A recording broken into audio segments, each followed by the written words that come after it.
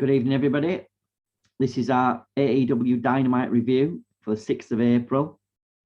I'm joined again by Russell. Hi. And we're going to give you our takes, our opinions, good and bad, on AEW Dynamite. So we'll kick straight off. We've got the first match on the card was Christian Cage against Adam Cole. So good match, star match. So I think it's interesting that they putting on a big match at the beginning. I think this is the format they're going with, obviously, to try and get the rating. So I think this is a big match, actually. Both guys have been champions in various promotions. So yeah, good stuff. I thought Christian Cage looked like it was kind of blown up, but then I think you mentioned, Russell, that he is over 50 now. So I think that's is that right? He's 48. Okay. So he's getting on to 50. So I think he looks in good shape, for his. I mean, to be honest, he looks. I mean, we don't want to keep hammering this little chestnut again, but he looks in better shape than little Adam, doesn't he? And Adam must be, well, a lot younger, really. So just goes to show. It did look like he were a bit blown up, did Christian, but he, as I say, he's getting to the twilight of his career, and he does still look good. But the only thing that I thought with this is I would be using, because Christian Cage to me is a big star. I'd be using Christian Cage to build up some of the young talents, put over some of the young guys, and really since he's come, apart from the feud with Omega, he hadn't really done much, to be honest, and he hadn't even really wrestled. I can't remember last time he wrestled. So whether he's just not capable of wrestling a lot at the moment, I don't know. But I'd be getting him to put over some of the young guys, some actually talented young guys, not the useless ones. So that's what I would be looking to do if I was AEW. So I just don't get this. I think this was a qualifier. Was this a qualifier for the Owen Hart thing, wasn't it? I think. Is that right? So. Could be wrong. Yeah. Anyway, but I just think it was a weird booking, because Adam Cole's already established, whether you like him or not, he's an established star. I'd have been using Cage to get over someone else, really. So, because I mean, I don't know if he's got how long he's got left, really, because he's not super young, as we're saying, and he's slowing down a little bit. So that's what I'd be doing with him. Anyway, other than that, I like the match. It was a very good match. I just wondered where Cage had been. Christian Cage had been for a while. That's my only thing. But I like the match and a good opener. So that's me, Russell. Yeah, it was a good match. Good way to start the show. I just put Cole steals the win over Cage in an instant classic. It was a decent match, but then you're always going to get that out of these two. They're both decent talents. Christian Cage, as you say, pushing 50, nearly 50 now. But he can still go. This match proved it. Decent little back and forth. I don't think it was a qualifier for the Owen Hart tournament. I could be wrong.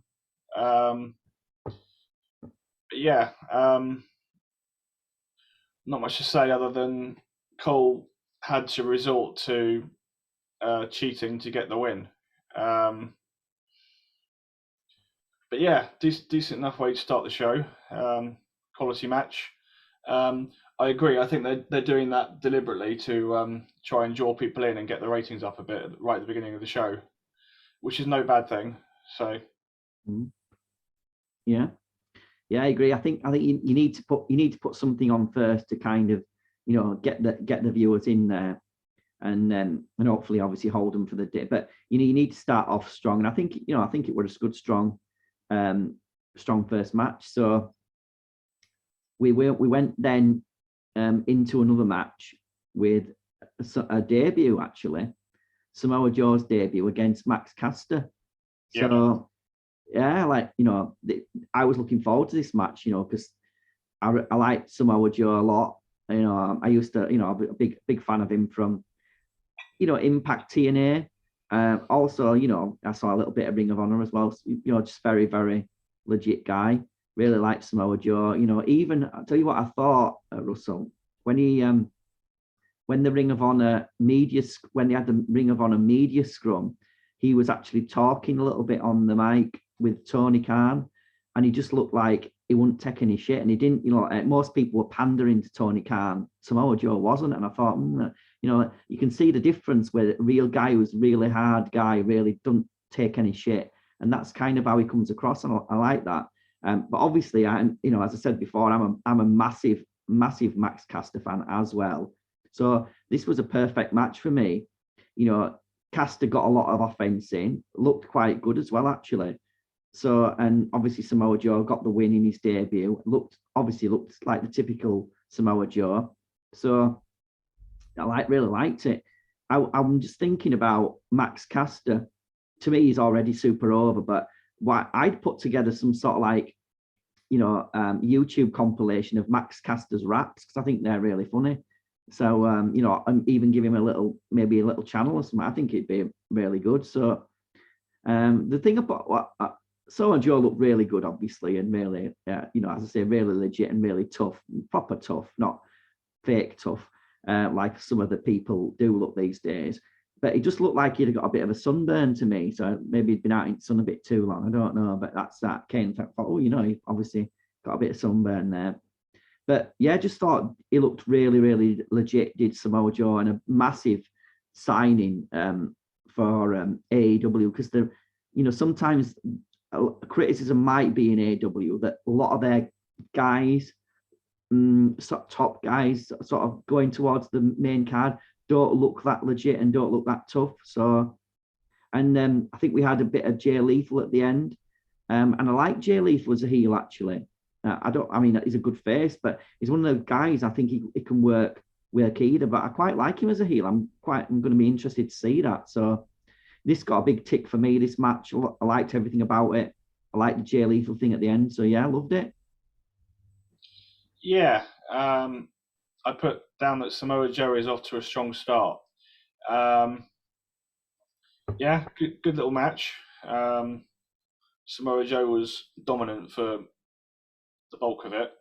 And speaking of bulk, one thing that I picked up on was that the ring announcer announced Samoa Joe as weighing in at 310 pounds. I was like, okay, he's put on a bit of weight then. Not noticeably, but that was something that I picked up on, because he used to be billed as like 280 pounds or around that benchmark. So yeah.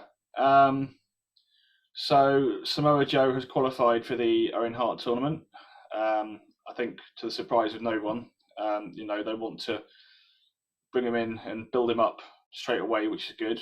Got a decent reputation from elsewhere, so yeah, it's a big signing. Let's see what they do with him. I could potentially see him winning the tournament. But obviously, it depends who else ends up qualifying. So yeah. It Samoa Joe didn't look 310 to me. I don't think that's probably really true. He didn't look any different to me than he looked in TNA, really. So I don't.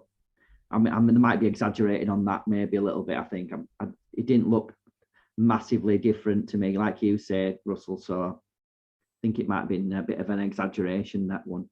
So I mean, if you put him together next to Keith Lee, who is 300 and odd pounds, I think you'll notice a big difference, actually. But never know. We'll see. So we went on then to an interview segment with the Blackpool Combat Club, which I always find quite funny, because Blackpool having a combat club is just ridiculous. But anyway, that's fine. No one really will realise anyway. It doesn't really matter. And obviously Regal thinks it's a good idea. So, but Regal's just really good on interviews. Really genuine guy. Looks really tough, and that British sort of thing comes through, where that no nonsense sort of attitude. I like that. So yeah, really, I really like Regal. I think he's got a lot to offer AEW, actually, behind the scenes and in front of the camera as well. So you're a big fan there. I do like this Stephen William Regal, whatever he's called now. I like this better than the Lord Regal that he used to do. In sort of WCW days. I like this kind of guy. So I like that really. That's really good. The negative about this was Wheeler Yuta again. I'm not getting it at all, to be honest. Don't find him charismatic. Don't look like a star. Maybe he will in time, but I'm not sure. He needs a major overhaul in charisma and look to get to be a star for me. But Trent Beretta, I think this guy could be a star. I think they've nailed the pinned the tail on the wrong donkey here. If I'm honest, I think I'd go for Trent Beretta. I think he looks good, looks legit, looks got a bit of size, he's got a bit of experience, he's got a bit of attitude. You don't see him interview that often, but very much more charismatic than this Wheeler guy. So I think they've chosen the wrong guy, if I'm honest. But we'll see what happens. That's my comments, Russell. Yeah, the Trent heel turn is definitely imminent, isn't it? Yeah. Yeah, it'd be interesting to see how that develops. Have we missed a match out? I think there was a match between Sean Dean and Sean Spears before. I think that was after the interview, I think. Oh, right, okay. I've got it after the interview, but whichever. I've got it after the interview, but maybe I'm wrong. Don't know. Okay.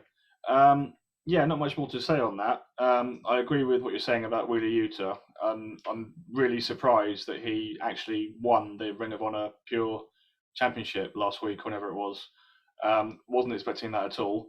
I haven't seen the match, so I can't really comment. But I don't think that Wheeler Yuta is ready for that kind of spot at the moment. That's just me. As you say, he's a charisma vacuum.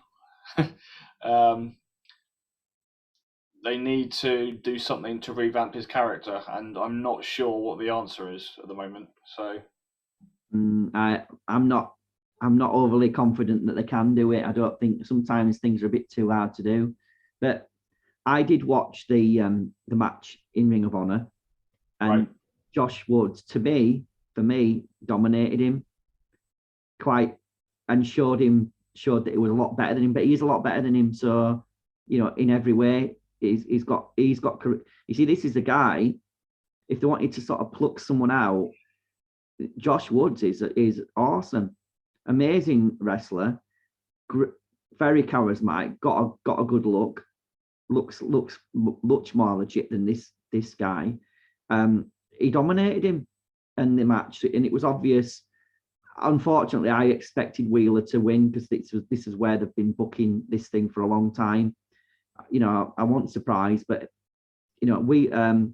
Josh Woods was way better than him, looked better, dominated him, I think, really. And also there was going off track a little bit here, but I think it was Dark a few weeks ago, before he bought Ring of Honor, actually. Josh Woods was on Dark and he lost to Daniel Garcia. There was another guy that they're trying to push. And he completely dominated Daniel Garcia again. Completely dominated him, looked a million times better than him. And Garcia got the win. Same as what happened with you. So to me, I've got a bit of a problem with this because there's certain people that they're not pushing the right people because they're not really looking at the big picture. This guy Wheeler might have a little bit of talent. I don't think he's in the top echelon of talent of real good wrestlers. I don't think he's in that conversation at all. So and he's lacking in every other aspect. He's moderately all right at wrestling, but on every other aspect he's severely lacking. So yeah, to me, I was disappointed that he won the pure title, but I kind of expected that because I thought that's where they were going to go with it. But it's a big mistake, this. I don't think this guy's ever getting over, to be honest. But anyway, that's my opinion. So we moved on then to a match. This is the Battle of the Shawns. Sean Spears versus Sean Dean. So winner can be called Sean. So yeah. So not much really in this match, really. It wasn't. I don't think it was a real proper match. It was more a bit of an angle, really. But it was good because the Wardlow. I really like the Wardlow running, and I like the camera work they did as well. When Wardlow ran in, it looked very genuine and looked very kind of like unprepared.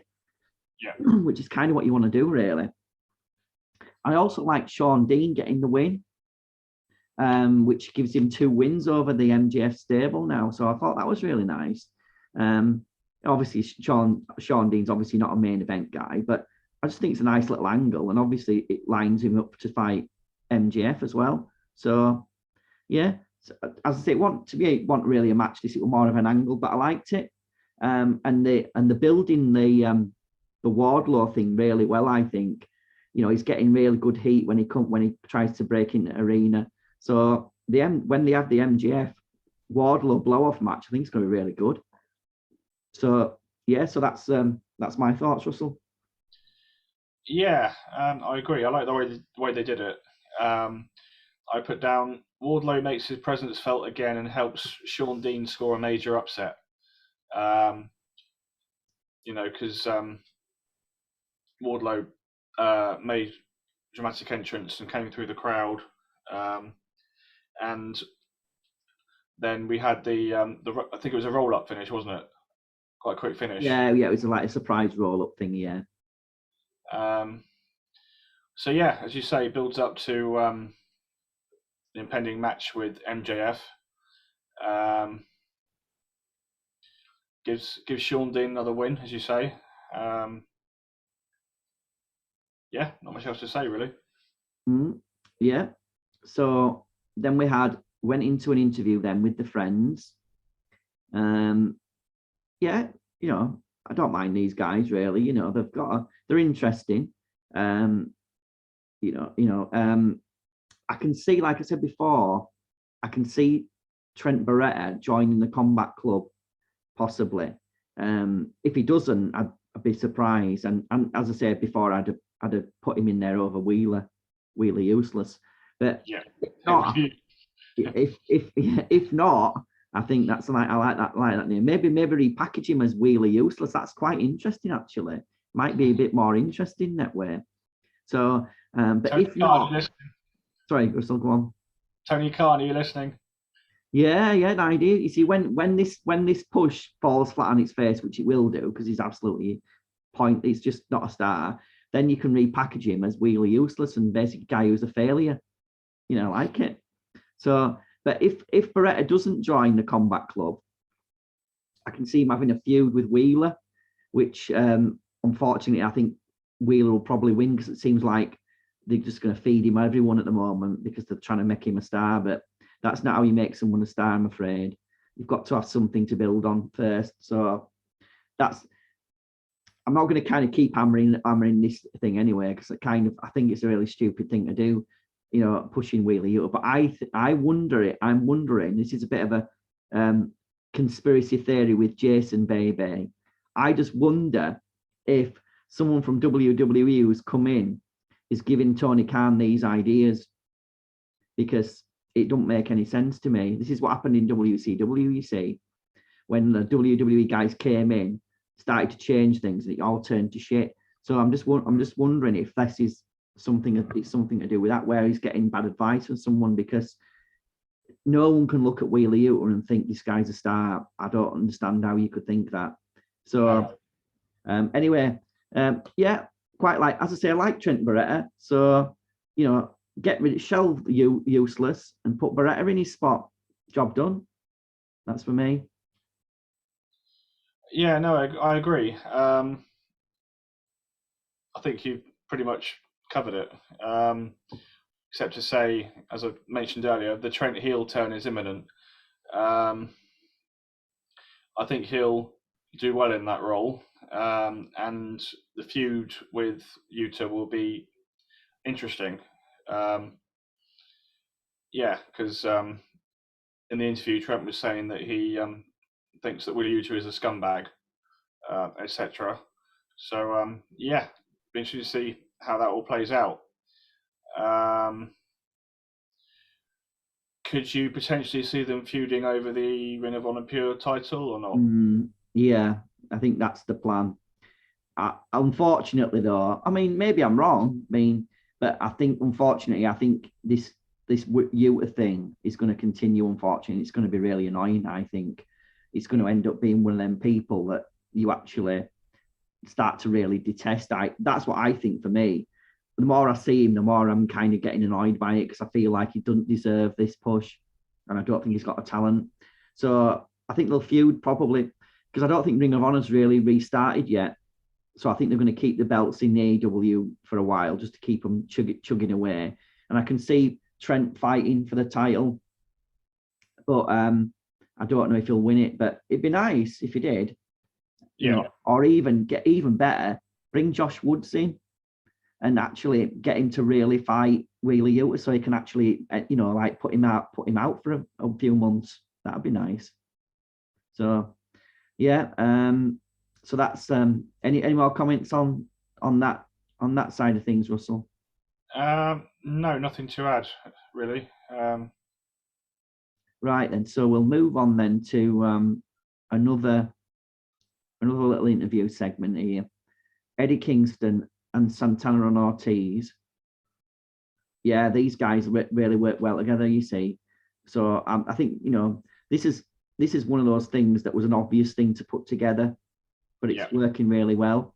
Kingston's one of the best guys on the mic, and like Santana and Ortiz, actually, they've been a bit lost in the shuffle a little bit, like I mentioned before. But I think it's their time now to kind of have a bit of a proper run, really, and especially with Kingston. So I just think they really work well together, all these guys. Kingston's a good mouthpiece. I quite like Santana on the mic as well, actually. So, but yeah, I like this group, and you could even sort of even bring someone else in maybe as a because this is kind of a I don't know, maybe who you could bring in, but I feel like this group could be quite an influential group, really. So yeah, I like these guys. Yeah, I think they're building up to a 6-man tag at some point, aren't they? I think that's the plan. So yeah, the Jericho Appreciation Society was shown leaving the arena in a car. So I put the Jericho Appreciation Society run for their lives. Kingston, Santana, and Ortiz want a piece of Jericho and crew. And yeah, as I say, I think they're building up to a 6-man. I personally think that match needs some sort of stipulation, given the heat between the six guys involved.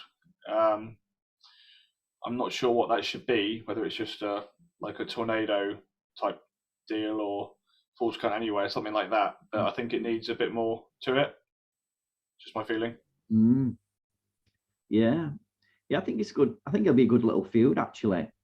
I think I think there is a 6-man coming up. I think in the next week, so I'm not sure, but I think it's going to be a good feud. Yeah. So yeah, I like it really. So then we moved on, had a little bit of a video package of Hook, which I really like Hook, actually. I think he's going to be potentially a very big star. This is another guy they've got a few guys in it. So it's not like, they're not full of all useless guys. They have got some big stars, but they're just pushing a few people that kind of confuses me a bit. But Hook is actually a star, and he's super, super young. I mean, I think he's only like 22 or something. Or I might even, possibly 21 or 22, I'm not sure, but he's really young. So super, super talented, very charismatic, great look, really different. Just, I think the only thing I'd say is that I like this video package, but we haven't seen him for a while, and I think you've got to keep the momentum up because he was on a really big wave was Hook. So I wouldn't want to lose that momentum because the guy was like, I don't remember seeing a guy debut and being that over for a long time, like literally from nowhere. So I need to keep up that momentum, and I think the sort of teasing Hook against Danhausen, which not sure about that, but could be interesting. Danhausen obviously hasn't wrestled yet because it's not really. I don't know if he's really a proper wrestler, but that'll be a nice win for Hook, and it could be a little bit of a fun thing to do, maybe.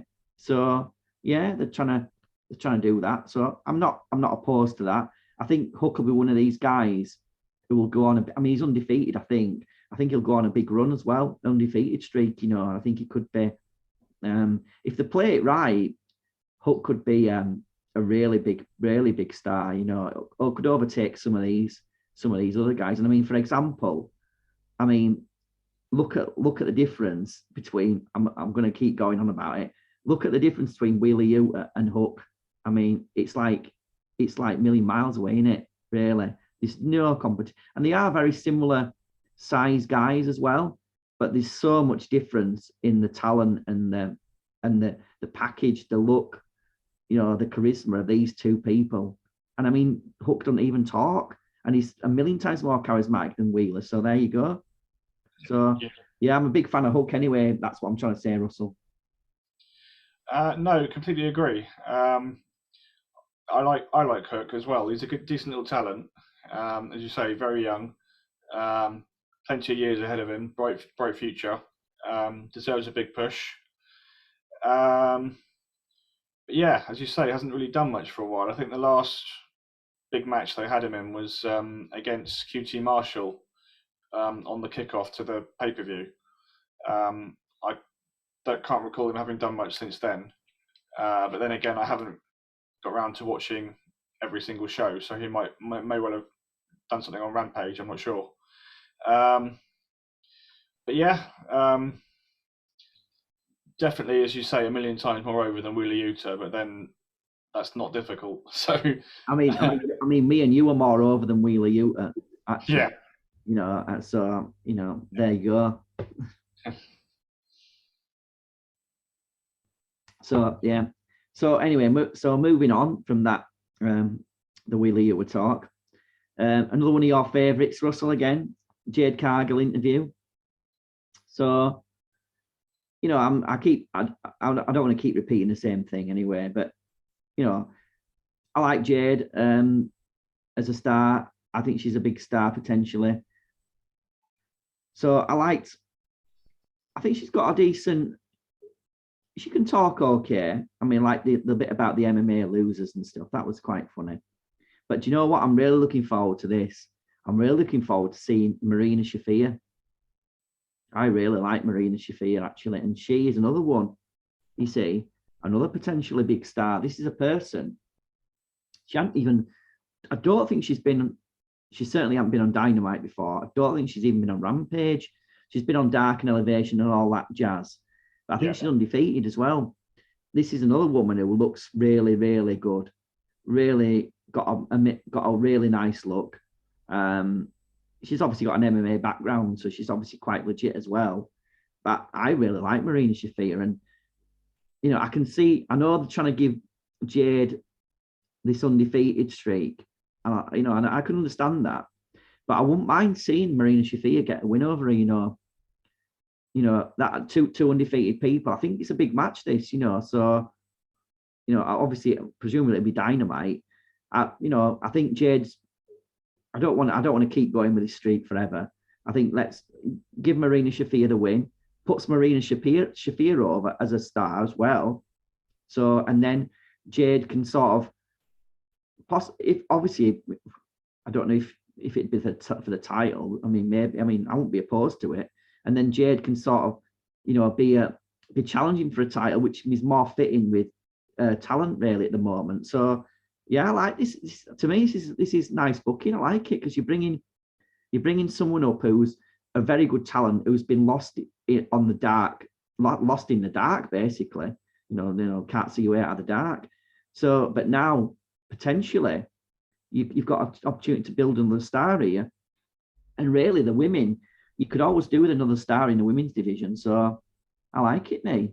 So, and maybe Marina Shafir, I'm thinking maybe Team Taz could do with a woman, and either someone like Marina Shafir or Layla Hirsch could be a good candidate for that. I'd like to see that, So yeah, I like this again.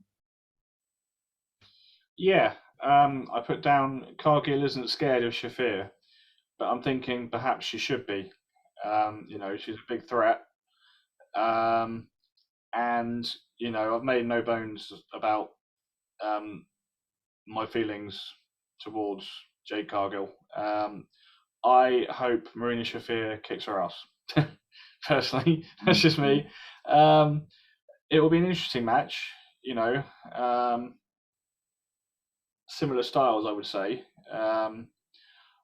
But yeah, I'm with you. I want Shafir to get the win. Hopefully, that's the way it's going to go, but we'll see. Yeah, so I mean, again, I'm looking forward to this match. It's not like a main event match, but I'm looking forward to it and hope they do go that way. At least because you've got a chance of building another star here. I think if you do it right, and Jade's not going to really lose much because she's 30. She's 29 and or something, so she's not exactly going to lose much by losing a match anyway. She's they've built her up now as a name anyway. So I don't think you got to lose by doing it. So next we had an MJF. I don't know if it was like an interview or a bit of a promo, not sure. In action next week. So yeah, that were all right. Like, you always like to see MJF. I can't remember if there was an interview here. Can you, Russell? I can't remember anything. Or was it just a promo or something? Yeah, it was basically just a bit more build up towards this match against Sean Dean. I didn't really make any notes on this segment other than to say MJF wants a piece with Sean Dean. But have they said when that match is going to happen? Is it on next week's show or? I think so. I think that's what they're building for. Yeah. Yeah, I think so. I think that's the plan. So that's good. I mean, obviously, seeing MJF in action is always a big plus anyway. So I like that. Yeah. And then we went on to quite a busy show this actually, which good show I think so far. Busy show, but then we had Butcher and the Blade against the Hardys in a tables match. So yeah, the first thing that I was thinking is why are we having a tables match first of all? Yeah, really, I don't understand why. I'm not really one of these people who just I wouldn't just throw stipulations in for the fun of it. I like to see a reason for them. It's good for the fans and good for TV, but it don't make sense really when you just randomly put stipulations in for no reason. Really, it's not like they're in a feud. Well, they are in a feud, but they're not fought really yet. So it's not, I don't know. That's what I just don't really know why they're in a tables match. Just other than the Hardys like tables, I don't really know why. So we didn't really have any build for this match as a tables match. So that's the only criticism I've got really. I didn't really know why we had a tables match really for no reason. This to me, this is not something you'd do on a big event or a pay-per-view maybe for me. But I didn't dislike the match. It was it's a good match, but I like the spot where the Butcher, I don't know if this was actually a planned spot or whether it just happened, where Butcher tore off the legs off the table. But that was really cool. He's a bit of a cool guy, the Butcher. I like him. I'd like to see him come down with his guitar though. I think that'd be really funny. Get him his little electric guitar. That'd be nice. But yeah, it was a good match. I wouldn't have done this match in the ad break though. I think if you're having a match like this where you stipulated match, I wouldn't have done it in the ad break. Really, that's the only thing I would have done. Maybe to book that a bit different. So, but yeah, good match. I just don't really know why you're doing tables match. But I like Butcher and the Blade as well. But the problem is there's too many tag teams it's too stacked. So maybe these guys need to go over to Ring of Honor when it restarts, maybe, because they are a very good tag team. But the problem is it's just so, as we've talked about before, the tag team division is so stacked that they can't get a look in really. So that's what I think. No, I agree with what you said about the stipulation. A stipulation has to mean something and needs to be there for a reason. And I agree. I don't think these four have a reason to be booked in a tables match. But as you say, the match itself wasn't bad. To me, the finish didn't make sense because I think it finished with Jeff Hardy putting Blade through a table, and the commentators emphasised the fact that at that point it could come down to Matt Hardy and the Blade, I think, unless I'm mistaken. So I was like, hang on, Jeff Hardy's just swantoned the Blade through a table, and the Hardys have got the win. Mm-hmm. I was like, okay. Yeah. So that's the main thing that I picked up on. But no, good little match. Tables matches a Hardy speciality. Not so much as ladders, obviously. But yeah, two decent tag teams. I agree that maybe Ring of Honor might be a better fit at this stage. It depends on what Tony Khan's intending to do with Ring of Honor. They haven't really said that much about it yet, have they? I think it's going to be a developmental for AEW. I think that's the plan. Right. That makes sense. So I agree with you. Actually, I never thought about, but yeah, I agree with you about the finish. It didn't make sense to me either. Actually, at the time, No. and the stipulation was a bit of a random stipulation as well, where you've got to put. Did you have to put two people through both the people through the table, didn't you, or something to win it? Yeah, I thought that. Like that was a stipulation, but it didn't really make sense. You see, that's a problem. You see, I don't. Sometimes they do these things, probably just think about them the day before. Don't really put a lot of thought into it. The finish, like you said, I agree. The finish didn't make sense at all because in fact, I had to sort of. I didn't watch it live. I had to rewind the thing because in the picture, I saw that the butcher go through a table, and I had to rewind it and find out that actually nobody pushed him in the table, so it wasn't a valid elimination. But yet they weren't eliminated, so it didn't really make sense, as you say. So if you're going to do stipulations, I don't think this one should have been a stipulation. But if you're going to do them, you want to make them make sense a bit as well. Yeah. So I agree with you on that, Russell. Good point. So then we had Jurassic Express interview, or I don't think they're called Jurassic Express anymore, but Jungle Boy and Luchasaurus interview. Jungle Boy just doesn't have much emotion for me, doesn't have any fire in him. But, I don't dislike him, not like the guy that we talked about earlier. He has got some charisma, but he's not really. It's a different kind of charisma, I think, really. Whereas, like people like Wheeler Yuta, I don't have any charisma at all. This guy does have charisma, but he just really doesn't come across with a lot of fire. But that's my only thing about Jungle Boy. But I think I'm sure he'll get better as he gets, because he is quite young as well. I think he'll get better as he gets older anyway, and I think he's got the look anyway. So I'm not opposed to this team either, and I do like Luchasaurus as well. I think he's got a very unique skill set as well. So I like this little interview. But I just think Jungle Boy needs a bit of a rocket up his ass. That's all, really. I think. So there we go. Yeah, and we've got a big tag team title match next week, I think it is, against Red Dragon. I hope Red Dragon win the belts. Yeah, I think they're a better team than Jurassic Express, or whatever they're calling them now. I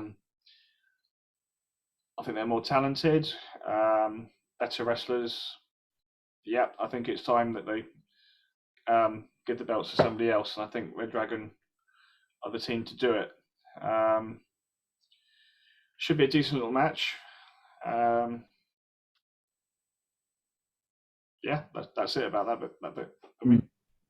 Yeah, like I say, I'm like you. I won't mind seeing Red Dragon win the titles. I don't think they will because I don't think they've built them up enough yet. But I won't mind seeing that. Actually, I like Red Dragon. So Yeah, see what happens there. Still, going to be a good match though. Still, it's one of these matches another match that I'm looking forward to. So that's tick that box as well. So then we went. This is my like thumbs down moment now because we had Nyla Rose promo, which God, dear me, just don't nothing about this person interests me at all.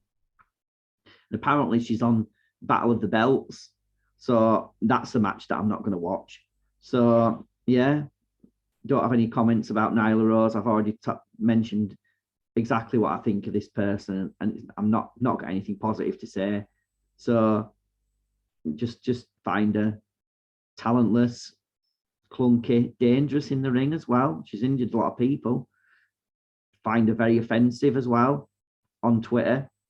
Because I don't do a lot of Twitter, but now and again I find her very offensive on Twitter. Just everything about her I just dislike a lot. To the point where, and there's not many people actually, really. There's not many people that when they're on, I just don't. But this is one of the people where I just don't watch the match because I dislike this person so much that I just will not watch the match. So Battle of the Belts, not that interested in this match really. So yeah, there we go. What has she been saying on Twitter then? What have I missed? It's just historic stuff when she was, it's because she obviously gets a bit of heat on Twitter because she's trans and all that jazz. Yeah. Somebody criticized. This was in the newspapers as well, so it's not just like a controversy on Twitter. This was on a lot of the news podcasts and stuff as well. Somebody must have criticized. I can't remember what happened, but someone must have said something on Twitter that the fact they didn't like her or whatever, and then she basically said, if you don't like me, you must be transphobic, and your parents must be paedophiles, basically. And this is you can Google it. It's on the internet and stuff. Just find that, But she didn't get reprimanded for it, but yet the Briscoes have said something 30 years ago, and now they're banned from AEW. Don't get it, actually. Just don't get it. But so yeah, I mean, I don't really, as I said, I don't do a lot of Twitter, but now and again I'll see some, But it was on the internet as well at the time. She apologized and said, "Oh yeah, it was a mistake," blah blah blah. But I just find the woman very offensive. Just but also that I just find her very very talentless as well, really. So at the top of the people that I dislike the most, she's at the top of the list. And then we've got people like, I mean, I quite like most people in AEW. I do like, really. Wheeler Utah's kind of coming to the top 10 now, I think, because I just dislike the fact that he's getting a push. But yeah, she must be one of the people that really, and like, I'm not a fan of Scorpio Sky either, you see. I find him a bit of a waste of time. Not on the same. I'd probably rank him. I don't know. I'd have to think about my rankings here, but I'd say Nyla Rose is probably the worst talent they've got on the roster. Then you've got Wheeler Utah's in the top 10 somewhere. Scorpio Sky's probably lower down than Wheeler Utah. Well, no, it's probably better than Wheeler Utah, really, but that's not saying that much. So, and then but yeah, so there we go. Anyway, gone on off a bit of a tangent there, but so I'm not a big, obviously not a big fan, Russell. No, nor am I, to be fair. Having said that, I probably will still watch the match because I tend to watch all of it regardless, religiously, so I probably will watch all of Battle of the Belts. But yeah, no, I'm with you on that one. Nyla doesn't really do much for me, not going to lie. Yeah, I don't think there's any danger of Thunder Rosa losing the championship this early on in her run anyway. So I don't think we can worry too much about Nyla Rose becoming the champion again anytime soon. So yeah, nothing else to say on that.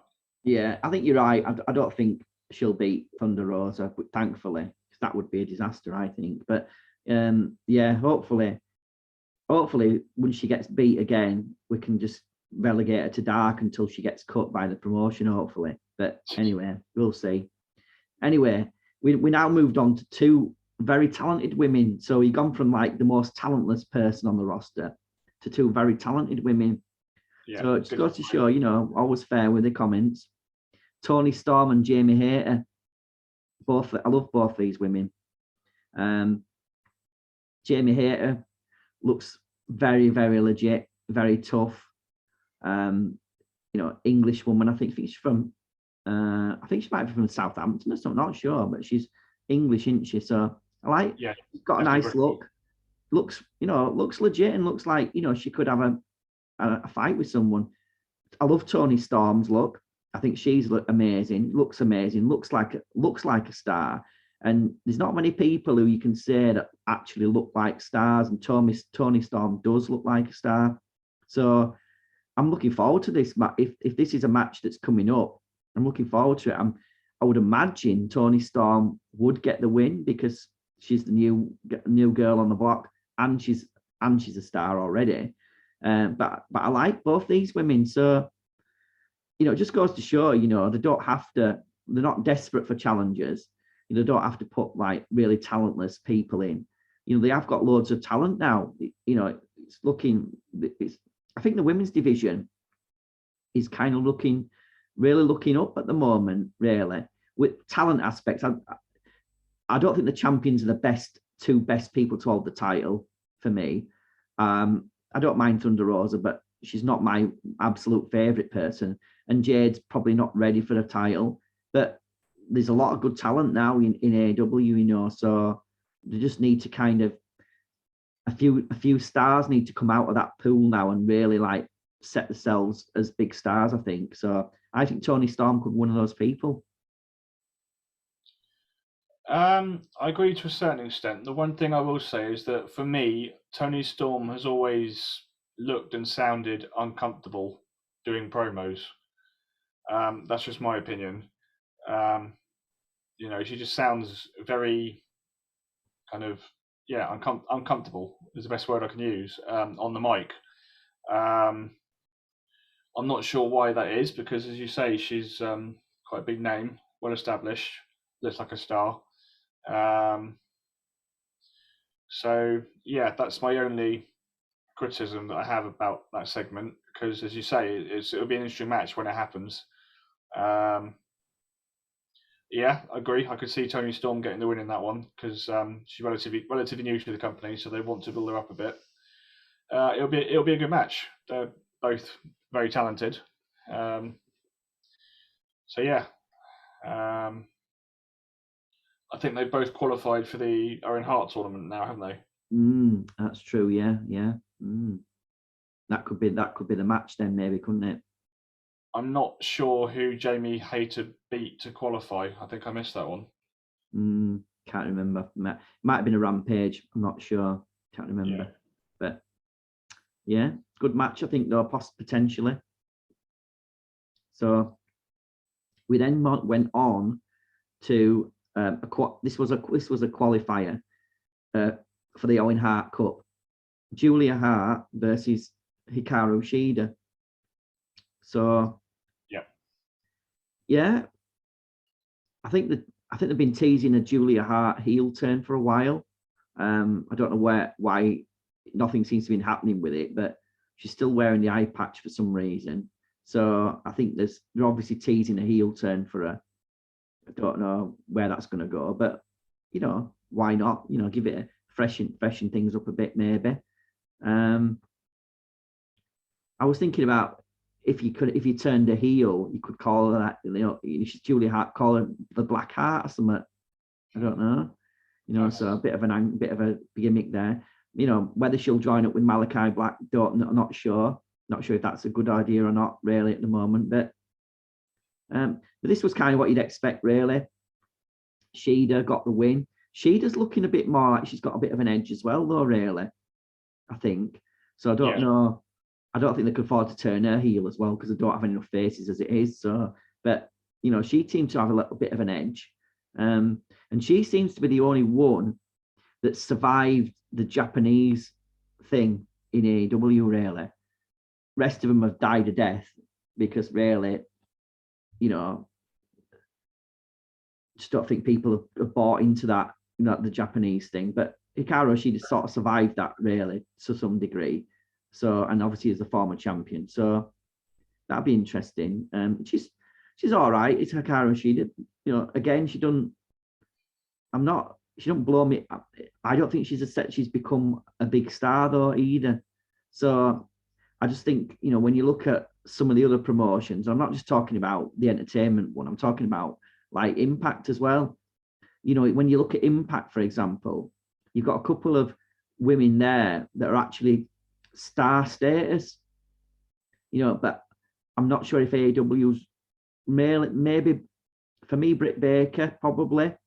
And after that, I'm not really sure if there is anyone, really. I'm not super sold on Thunder Rosa as an absolute megastar. She's all right. But, when you look at, for example, when you look at Impact, you've got like Jordan Grace, you've got Deonna Purrazzo. Yeah. So I'd say they're huge, big stars. I don't really think AEW's got anyone right now. So I think they need to kind of focus on getting half a dozen or 4 or 5 even big stars. I think eventually Jade will be one of them. I don't think she's there yet, but I think they need to sort of, and Serena Deeb may be on her way possibly as well to becoming, I don't know, but I just think that they need to concentrate on building some big stars in the women's division, because I just think you've got Britt Baker in tier 1, and in tier 2, for me, you've got people like Ty Conte, Serena Deeb, maybe Toni Storm, I think. I don't know, but yeah. So I think that's what they need to look at, really. Maybe trying to elevate someone and making them a real big, because they spent a lot of time building Britt Baker, you see. So I think that's what I would do. And I think, I'm not sure if they were building for a Serena Deeb versus Shida match again in this thing. I think there was something about that. I think Deeb should get the win over Shida if they're going to do that again, and move on from that, really.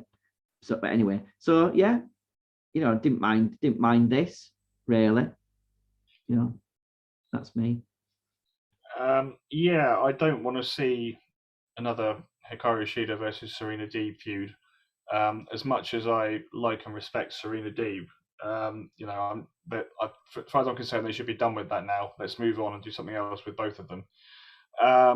As far as Julia Hart's concerned, yeah, I thought that's the route they were going to go down. I thought she was going to become a part of the stable of the House of Black, but that's kind of fallen by the wayside now for some reason. I still see her potentially turning heel. I think there were hints of that in this match. But yeah, to the surprise of nobody, Shida qualifies for the tournament over Julia Hart. I think that was always the way it was going to go. But yeah, I agree. The women's division definitely needs a bit of a shake-up. I'm not sure exactly what the solution is, but as you say, there aren't many people in that division at the moment that are at that upper level, as you say. I'm not sure quite how they resolve that, but they need to do something with it, definitely. Yeah, I think so, because if you look at most of the other promotions, they've got a handful of people who are like big star status. AEW, I mean, it's obviously it's only new, but they haven't really got anyone who looks like a huge, big star. But maybe someone will emerge. I mean, I like Paige Van Zandt. You see, I think potentially she is a mega star, but we'll see. She's not wrestled yet, so we'll see what happens. But that's what I would be looking at. If I was, I mean, why do we do this? Why don't we choose 5 people now? Let's pluck out 5 people in AEW women's division who could be the big stars of now and the future. I'd go for, I think Britt Baker's there already. I'd go for Paige Van Zandt. I'd go for Ty Conti. I'd go for Jade, and then maybe Toni Storm. That would be probably my picks, I think. What about you, Russell? I'm not sure. I'll have to go away and give it a bit more thought, I think. Yeah. Come back to that next week and see what your thoughts are on that. So next up was a interview with Swerve. Very quite charismatic, you see. So this is what I think when you've got a wrestler on your roster and you're giving him a bit of a push. I think charisma is important. I think I don't think you can get round not having it these days. When you've got TV, I don't think you can. I don't think you can really get round it, and I think he has got charisma. Yeah. So when he was doing that little bit of a promo at the Grammys, I don't like rap music if I'm honest, but obviously some people do. And it makes him look like a star when he's hanging around with these rubbish people who do rap music. So that's fine. So but the things I'm trying to say is it looks like a star, and this is what, to me, I won't be pushing anybody who didn't look like a star or didn't have any charisma. I mean, this is why I think Jade isn't getting a push because of her ability in the ring, because it's not really top notch. Maybe eventually it will be, but to me, she's very, very charismatic, and you can get by just being very charismatic for a while until you get up to speed. And this guy's got charisma as well. So I liked it, and also quite like the Keith Lee barging Hobbs through the wall. That was a nice little spot. Didn't look like a very good wall, but still, it looked quite good on camera. So a good little couple of good new people. Well, all these people really, Hobbs, Keith Lee, Swerve. I like them all really. So no issues. Yeah, I'm guessing where they're going with that is that eventually we'll get a little tag match. Keith Lee and Swerve against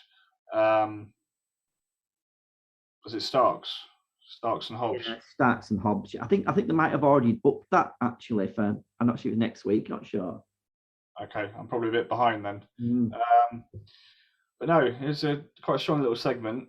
I put Team Taz get the beat down on Swerve until Keith Lee makes the save, and as you say, the bit where he blasted him through the wall looked pretty cool. Should be a decent little match when it happens, whether it's next week or whenever. I like all 4 guys really. So yeah, should be a good one. Yeah, again, another match really where we've had a bit of a promo, and I'm looking forward to it again. So, like I say, I like all these 4 guys really. So, yeah, be good that. So then we're now on to the main event, and this was a main event. This was pay-per-view caliber main event. This might be in my top 5 of all time on AEW Dynamite. I think this is, for me, the FTR versus the Young Bucks for the AAA and Ring of Honor titles. So this was, I mean, it's as near as 5 stars you can get. I would think this really. So a dream match as well. The only thing I was surprised about this is I was surprised they've got the Battle of the Belts coming up.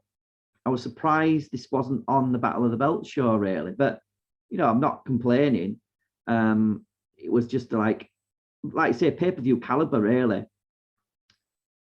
The only criticism, and it's not about the match itself, because the match was an amazing match, but I don't really think they built it very much, really, again. This match of this caliber could have done with a bit more build.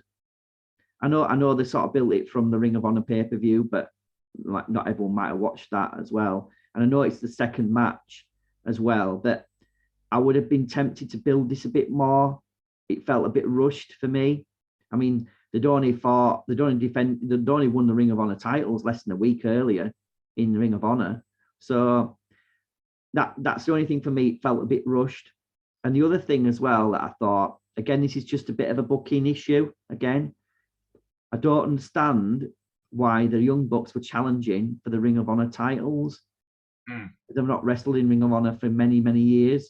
That didn't make sense to me. I could understand it. I could have understood it better if the AAA titles were on the line, but not Ring of Honor. It didn't make sense to me why you'd be. I mean, I think they are former Ring of Honor tag team champions, but they've not been in Ring of Honor for years, so that don't make sense to me. I just think to bill it as for the AAA titles, I think that was enough for me.